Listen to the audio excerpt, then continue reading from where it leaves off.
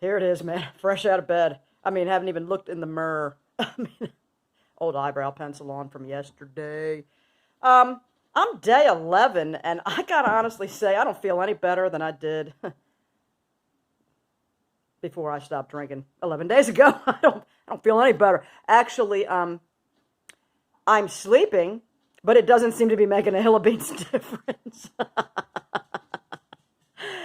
And I have been remarking to certain people about how it all boils down to we have bacteria in our intestines that are telling us you need to eat this, you need to eat that. I mean, they're just literal parasites, and we think that it's our personal selves who are weak and pathetic and oh, just I have to have willpower and I want sugar. No, wrong.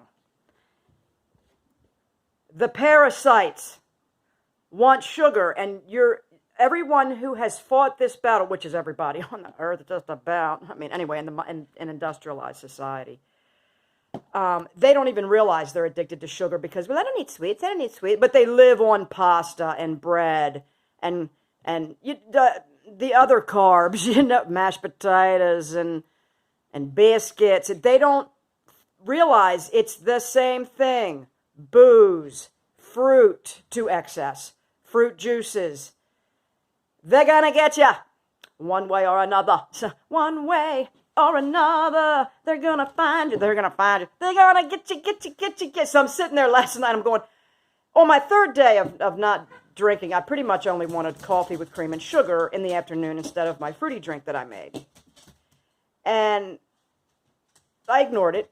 But man, it was hard. But then I started eating spaghetti, which is more inflammatories with the tomato sauce on my knees, and the wheat, and a toast with my bacon and eggs instead of no toast. I mean, it starts sneaking in. Carbs were finding a way because the parasites in the gut were telling me, Karen, you gotta have this, gotta. Not. Yesterday was so hard. I couldn't even believe it. And by the end of the night, I was laying in bed and I was watching this video called 10 Things You Can Do with like rolled biscuit dough that you get in the refrigerated section at the store. And they were good. And I'm looking at them and I'm thinking, I got to send this video to Moms and tell her what I was, because I had told her I'm struggling. And she said, feed them critters. I know. And I'm like, I feel hungover as hell. And my kidneys still hurt and everything. And I'm just like, well, I'm not drinking enough water. Because before, I think I was drinking my drink all afternoon, and then I would quit and have dinner and go to bed. But there was still water going in. There was ice and water, and there was a shot of vodka in each tall, filled with ice drink that had peach tea and a little bit of agave and a little bit of lime juice or lemon juice. Because I had to get rid of the juice, and that helped me tremendously. When I pulled the juice out of the drink, because I was using juice, and just switched to leave a little bit of agave, that made a major difference. And then I kept on going until I beat myself up again. So I'm like, all right, I'm at the end of my line. My knees started hurting again real bad. So I'm like, all right, I got to knock it off. And so I did. Well, I'm on day 11. And I don't think my organs have even got themselves back in order. They're starting to chug a little bit. And I'm like, I still look like a freaking drunk, but it's only been 11 days. So, but I wasn't a drunk. I was just, well, occasionally I'd be mushed at the end of the day. But typically just self-medicating because this world is a freaking nightmare. And I don't really have a whole lot of people, I mean, most of us don't, anywhere near us that understand what's going on at all whatsoever. And yeah, they just want to run it and put their arm out and get their Band-Aid and all. And I'm just like, so yeah, I'm working on it. But I just wanted to say it's not a battle against yourself. I think people lose the battle against carbs because they believe they're fighting themselves. And then they become, oh no, the dog's going to throw up. Don't go there. Don't go in there. No. Just, no, all right, she's all right. There was a little blub. All right. You're not fighting yourself. I explained this to Lenny yesterday. We're not fighting ourselves. It's when you fight yourself, when you think you're fighting yourself, and then you just want to give up. Like, whatever, fuck myself. I don't want to have a drink. When you realize there's an actual enemy living inside of you that you could starve out, it starts to give you more strength. I was sitting there yesterday thinking, this bacteria in my gut has been fed this particular carb, the alcohol, the juice, the whatever, for so long that they've built up a nice population. That's what they want. If you starve them out and feed your body only the animal products, meats, butter, eggs, they will die off. And the good bacteria that needs to eat that their levels will come up. This is my theory.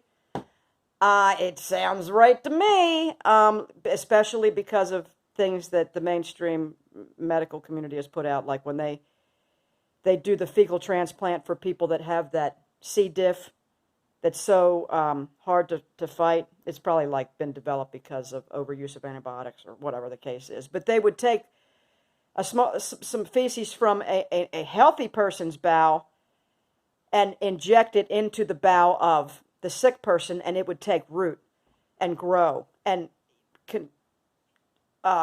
defeat the C. diff in them. People are like, "Ooh, gross, it's disgusting." Yeah, it's disgusting. Oh, they've also done it in dogs and reversed parvo. Ta-da! No, I don't have links, sorry. So I'm saying, I'm looking at that research going, well, yeah, we crave what our gut bacteria is craving. If we can starve out the idiots that live there, we can go back to normal. They somehow, and it is mind control, they are tapping somehow into our mind via whatever system, nervous system, whatever it is, to tell us we want cake. We want pancakes. We want beer. We want biscuits. We want cookies, chocolate, you name it, juice. So last night I'm looking at this video thinking, God, can I do one more day? And it's not that I'm craving alcohol at this point. I'm really actually not. I'm craving coffee with cream and sugar, bread, toast, spaghetti, pizza. I mean, I'm going for schwer, which I'm thinking a lot of that is yeasty bread type stuff. That must be lurking around. That is so related, I believe, to alcohol, sugar. I think they're so closely related that once my mind was made up, like, no, I'm not going to drink because I know I need to not drink because these certain things are happening to my kidneys and my liver and yada, yada, yada. And my mind's like, okay, it's resolved that. What else can we do? Boom! Yeasty breads, cookies, biscuit, blah, blah, blah, blah.